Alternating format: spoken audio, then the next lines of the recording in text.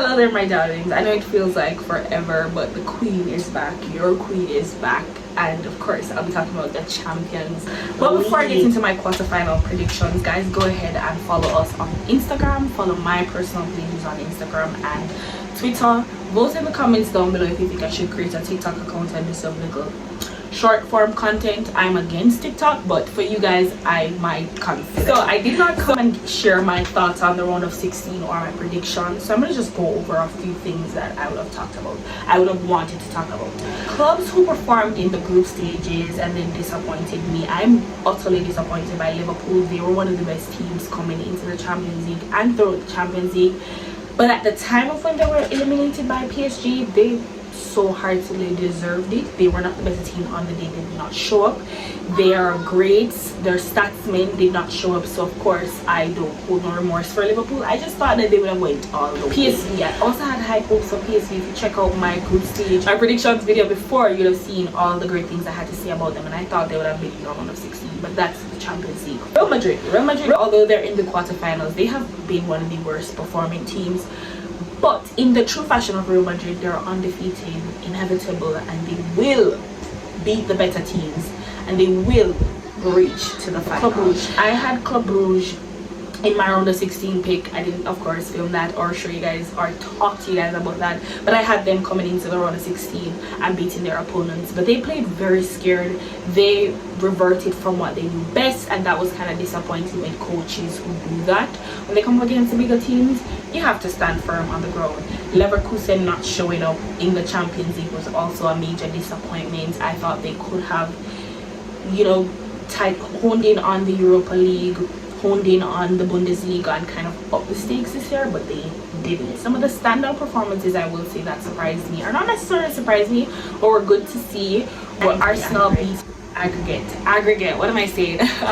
Arsenal scoring so many goals in that round of the Champions League was very surprising, because prior to that in the Premier League they were not scoring any goals, and doing that without the help of Saka is also incredible. I'll give them 8.5. They'll never get a 10 from me. And they kind of put the doubters wrong, such as myself, and I'd love to see what they come with in the quarterfinals. Barca, Inter Milan, PSG haven't taken their foot off the gas. They're some of the best teams in the competition, and I'd love to see them continue that trend.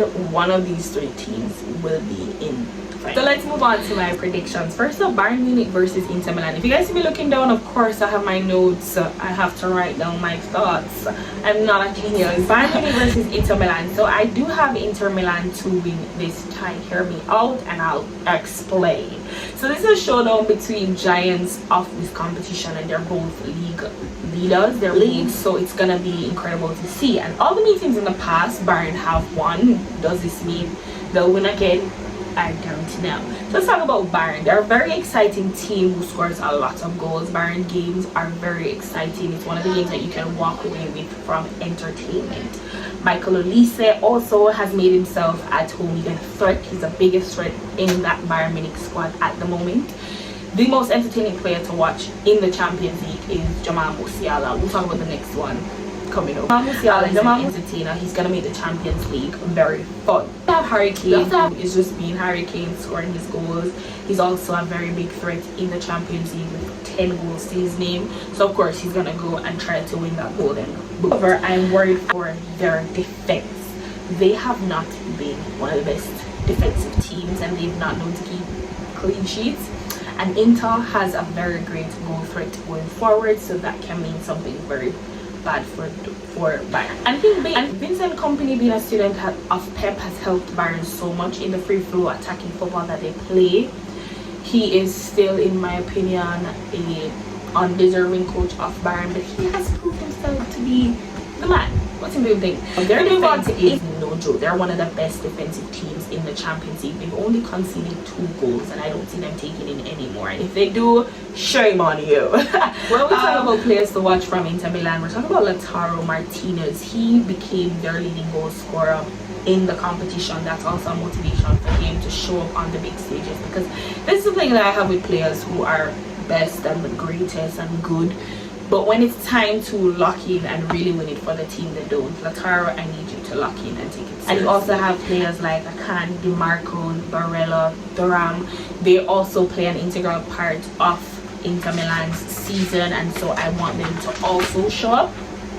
And the biggest part of Inter Milan is he has done a wonderful job thus far. His CV talks for itself, the accolades talk for itself. He has brought them to their first Champions League final in 13 years, unfortunately losing, and I do think he can bring them back to another one in the span of 2 years. And I think a positive for them walking in is the 3-5-2 formation that he sets them up in. While it encourages the defensive solitude, because I tell you they've only conceded 2 goals, he's very strict and harsh on Inter in terms of not conceding. It opens for the attackers to flourish, because Inter will score the goals, they'll perform, they'll do the best things, they will give you a show. So yes, I have Inter to win that tie. Arsenal versus Real Madrid. I'm capping Real Madrid to win this tie. Now, Arsenal fans said, give us Madrid, give us Madrid. Here they are, show up and show out, please. This tie is 20 years in the making. They met in 2005. That's a long time ago. And interesting fact that I found is that the Gunners are the only team Madrid have not beaten in the Champions League or at all. Start off with Madrid. Now as I said before, they're one of the least deserving teams to be here, but the Champions League is not about who deserves to be here, who is the best or not. It's about the luck on the night and the performances, and they have put up performances. I think that I've noticed about Real Madrid, whether that's in La Liga or Champions League, is the horrible defensive issues that they have. Their players play very dead at times. Carlo Ancelotti also chooses the wrong players to mark certain players, and it becomes their detriment. And that can be also a point of injuries, because a lot of their backline was out for most of the Champions League, and so they had to kind of make way with what they. So we can talk about how Courtois has come up big time for them in the Champions League. He's the reason why they're still there at the moment, and he has carried them on his back during the competition when their stars fail to show. It's pretty much and that's how I talk about stars. It's pretty much the Vinny and Mbappe show. They're both on 7 goals. They both work pretty well so far. And this is the thing, for those of you who said Mbappe was over and he's wasted and he's washed, you guys do not know what anything is. Shut up. But it all took time, and just for the synergy to kick in, and for them to get used to each other, for Mbappe to settle in a new league, a new country, and so they are doing that. An underrated player that Madrid has to utilize more of his skills is Rodrigo. He is also one of the reasons why they're in this Champions League. He also puts up incredible performance. As I talk about coaches and what these coaches mean to these teams, there was once an article written on Ancelotti's relaxed style of management, and how it is more suited for the cup competitions, and why he has more Champions League than he has league titles. And this quote stood out: far more open to blind luck and all the one-off nuances. So basically Carlo's style works well in these because of luck coming into his play, and also just on the day things happen and things work. And I do think that's gonna happen. Arsenal may or may not win one of these ties and have it in their head to say, oh yeah, we can and we will. And on that day, Carlo's luck and Carlo's relaxed style and his man management skills will kick in, and Real Madrid to Arsenal, not taking them out of the tie, not giving them an unfair advantage. They've been impressive so far. They're one of the better teams coming into this game. Not necessarily entertaining, because it is boredom to watch Arsenal, and I'm going to speak on Mikel Arteta a little bit more because that's where it's coming from. I think that has been happening for them in the Champions League. The goals have been divided. A lot of the defenders, midfielders, and a little less of the attackers have been the main scorers. What they do have coming into this line is Saka being back. We saw him on his return score a goal that indicates of his talent, and this is also an indicator that they might can do something. There's something there for them to pull out. I don't really have much thought on my notes. I don't have much thoughts on Arsenal because as I said, they're very boring to watch. They're not entertaining. They're not fun. And this is Mikel Arteta. He has abandoned his principles and his style of play, and the things that worked very well in Arsenal's come up to them for defensive solitude, and then the defense is not even the greatest thing ever. They keep making mistakes and they keep doing crazy things. It's interesting to see what he comes with, and I think this is one of the realest tests that the hardest test you could say that they're gonna get in the Champions League, because they've not had any real competition so far. But I'm sorry. Yeah. So this is a chance for Arsenal and Arteta to prove themselves that they're deserving, because the league is already done and dusted. Prove that you are one of the big boys. You want to achieve with the big boys? To Barcelona versus Dortmund. Now, I have Barcelona to win. I think everybody does have Barcelona to win, and it is all because Barcelona already beat them in the league phase back in November or December. Like, it's evident that Barcelona is the better team, and also the bookies have Dortmund to win. I don't know if it's because of that November to December run from Barcelona why persons would have tipped off Dortmund to win, but I do think Barcelona is back up and running. Hansi Flick has his hands on it. And the league phase game, that was a very thrilling and exciting matchup. That's what Barcelona gets you, and they're the team we're gonna start off with 4 goals per games, guys. 4 goals per games. It's just a crazy statistics. They've also given crazy performances. You know, Chesney has been insane. Him and Pena are reliable keepers. They make mistakes here and there, but when the time is right, they step up very big for Barcelona. They're going to need that in this time. Will be out on a red card. I believe that's also a loss to them, but they have incredible players to come in and to make way for them. When you talk about incredible players, you talk about Pedri. I, for one, was skeptical of Pedri's talent. Not that he's not talented, but I needed to see more. And I think it's mostly because of the coach he was under at the time, but no. We're seeing Pedri in his full on. Rafinha, he's also had a rebirth of his career. He's been incredible. He is scoring the goals. He's the main man on that. One of the entertainers in the Champions League. When I talk about number one, Yamal, also an entertainer. We're gonna get great moments from him throughout this competition. I get Barcelona fans frustration with Lewandowski and his age and his inability to move and show up and to make the plays that the teams are making. He's old, guys. He's in his 30s.